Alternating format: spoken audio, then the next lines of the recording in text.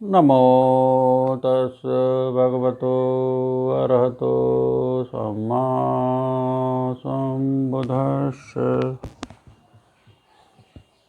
बौद्ध भारत में आपका बहुत बहुत स्वागत है। सभी धम्म मित्रों को सप्रेम जय भीम, नमो बुद्धाय। जातक अट्ठकथा प्रथम भाग, इसमें 35वां जातक है, बट्टक जातक। संत पक्षाती यह गाथा बुद्ध ने मगध में चारका करते समय दावाग्नि बुझने के संबंध में कही। इसकी वर्तमान कथा। एक समय भगवान बुद्ध मगध में चारका करते हुए मगध के किसी ग्राम कामड़े में भिक्षाटन कर अपराह्न भोजनोपरांत भिक्षुगण सहित मार्ग पर प्रस्थित हुए। उस समय महादावाग्नि उठी। शास्ता के आगे पीछे बहुत से भिक्षु थे। वह आग भी एक ज्वाला ढकती हुई मार्ग को बढ़ी आ रही थी। कुछ अज्ञ अपरिपक्व भिक्षु मरण भय से हम प्रति अग्नि जलाएंगे जिससे चले स्थान से दूसरी आग न फैल सकेगी, सोच अरण्य रगड़कर आग पैदा करने वाला काष्ठ खंड निकालकर आग जलाने लगे। दूसरों ने, आप सो तुम क्या करते हो? गगन मध्य स्थित चंद्रमा को पूर्व दिशा में उगने वाले सहस्र रश्मिधारी सूर्यमंडल को समुद्र के तट पर खड़े होकर समुद्र को और सुमेरु पर्वत के पास खड़े हो सुमेरु पर्वत को न देखने सदृश क्या तुम देवों सहित लोक में अग्र व्यक्ति सम्यक संबुद्ध को अपने साथ चलते हुए न देखकर ही कहते हो कि हम प्रति अग्नि जलाएंगे? कहा, क्या तुम बुद्ध बल को नहीं जानते? चलो बुद्ध के पास चलेंगे। आगे पीछे जाते हुए वे सभी एकत्र हो 10 बलधारी के पास गए। महाभिक्षु संघ को साथ लिए बुद्ध एक जगह खड़े हो दावाग्नि सबको परास्त करती हुई सी घोषणा करती आ रही थी। जिस स्थान पर तथागत खड़े थे वहां पहुंच उस प्रदेश के चारों ओर 16 करीश पर्यंत क्षेत्र में वह उसी प्रकार शांत हो गई जैसे तिनकों की मसाल उल्का पानी में डुबोने पर। बुद्ध के आसपास से 32 करीश पर्यंत क्षेत्र में वह आग फैल न सकी। भिक्षु बुद्ध का गुणानुवाद करने लगे। अहो बुद्ध का सामर्थ्य, गुण का अचेतन। आग भी बुद्धों के खड़े होने की जगह फैल न सकी और पानी में तिनकों की मसाल उल्का सम बुझ गई। अहो बुद्धों का प्रताप।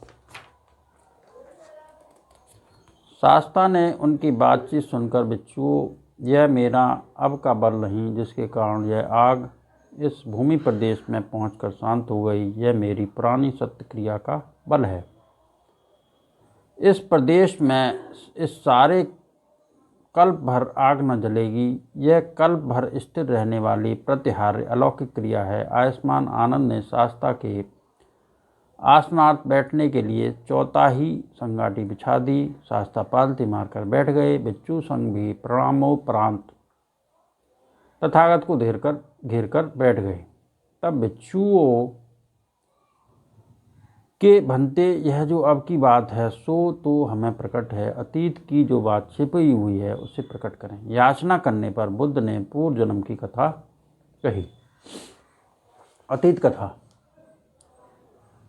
पूर्व समय में मगध राष्ट्र के उसी प्रदेश में बोधसत्व बटेर की योनि में जन्म ग्रहण कर माता की कोख से निकल अंडे को फोड़ निकलते समय ही एक गेंद के समान आकार प्रकार वाला बटेर बालक पोतक हुए माता पिता घोंसले में रख चोंच के चूगा चारा ला उसे पालते थे। उसमें न तो पर फैलाकर आकाश में उड़ने की सामर्थ्य थी, न टांग पैर उठाकर पृथ्वी पर चलने का। उस प्रदेश में प्रतिवर्ष दावाग्नि लगा करती थी। आग लग जाने के समय भी वह चिल्लाता हुआ उसी स्थान प्रदेश पर रहता। पक्षीगण अपने अपने घोंसले से निकल मरने से भयभीत चिल्लाते हुए भाग गए। बोधसत्व के माता पिता भी मरने से भयभीत हो बोधसत्व को छोड़कर भाग गए। बोधसत्व ने घोंसले में पड़े गर्दन उठाकर आती हुई आग को देख सोचा, यदि मुझमें परों को फैलाकर आकाश मार्ग से जाने की सामर्थ्य होती तो उड़कर अन्य स्थान पर चला जाता। यदि पैरों पर खड़े होकर जाने की सामर्थ्य होती तो पैरों पर चलकर पैदल अनंत जाता। मेरे माता पिता भी मरने से भयभीत हो मुझे अकेला छोड़कर अपने प्राण लेकर भाग गए। अब मुझे किसी की शरण नहीं, मैं शरण रहित मुझे आज क्या करना चाहिए। तब उसके मन में यह विचार हुआ, इस लोक में सदाचारशील गुण है। पूर्व समय में पारमताओं को पूर्ण कर बोध वृक्ष तले बैठ अभिसंबुद्धत्व प्राप्त कर शील समाधि प्रज्ञा विमुक्ति ज्ञान दर्शन से युक्त सत्य दया करुणा शांति से समन्वित सब तत्वों के प्रति समान मैत्री भावना रखने वाले सर्वज्ञ बुद्ध हैं। उनके द्वारा साक्षात किए गए धर्म तत्व गुण हैं। मुझमें भी एक सत्य है और अर्थात मुझमें भी एक सत्य विद्यमान स्वाभाविक धर्म दिखाई देता है। इसलिए मुझे चाहिए कि मैं पूर्व समय के बुद्धों और उनके द्वारा साक्षात किए गए धर्म तत्वों का विचार कर अपने में विद्यमान सत्य स्वाभाविक धर्म के सहारे सत्य क्रिया कर अग्नि को वापस लौटा अपना और शेष पक्षियों का कल्याण करूं। इसलिए कहा गया है, लोक में सदाचारशील गुण है, सत्य है, सोच है, दया है। मैं उस सत्य से उत्तमोत्तम सत्य क्रिया को करता हूँ। धर्म बल तथा पूर्व समय के बुद्धों जनों का स्मरण कर और सत्य बल को देखकर मैंने सत्य क्रिया की। सो बोध सत्य ने पूर्व समय में परिनिर्वाण को प्राप्त बुद्धों के गुणों का ध्यान कर अपने में विद्यमान सत्य स्वभाव के विषय में सत्य क्रिया करते हुए यह गाथा कही, पंख हैं लेकिन उनसे उड़ा नहीं जाता, पैर हैं लेकिन उनसे चला नहीं जाता। मेरे माता पिता मुझे छोड़कर चले गए, इसलिए हे अग्नि पीछे हट जा। संत पंखा अपतनाति मेरे पक्ष हैं, लेकिन इनसे मैं उछल नहीं सकता, आकाश मार्ग से जा नहीं सकता। इसलिए अपतना संति पादा अवच्चनाति मेरे पाँव भी हैं, लेकिन मैं उनसे वंचन पाँव से चल नहीं सकता। इसलिए अवंचना माता पिता च निखंताति जो मुझे अनंत ले जाते, वह माता पिता भी मरण भय से भाग गए। जात वेद वह अग्नि का संबोधन है, वह जात उत्पन्न होते ही वेद यद प्रकट होता है, इसलिए जात वेद कहलाता है। पटिक्कम वापस जा, लौट जा कह जात वेद को आज्ञा देता है। इस प्रकार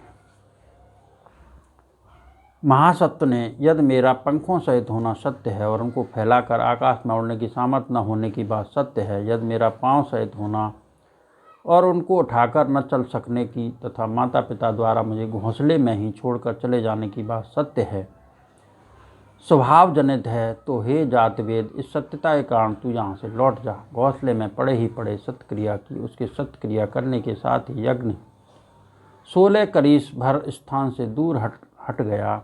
लौटती हुई और न बुझती हुई वह आग शेष जंगल में चली गई, लेकिन उस स्थान पर पानी में डाले मशाल उल्का सदृश वह शांत हो गई। कहा गया है, मेरे सत्क्रिया के साथ ही महाप्रज्वलित आग ने 16 करीस भूमि को उसी प्रकार छोड़ दिया जैसे पानी में पड़ने पर आग।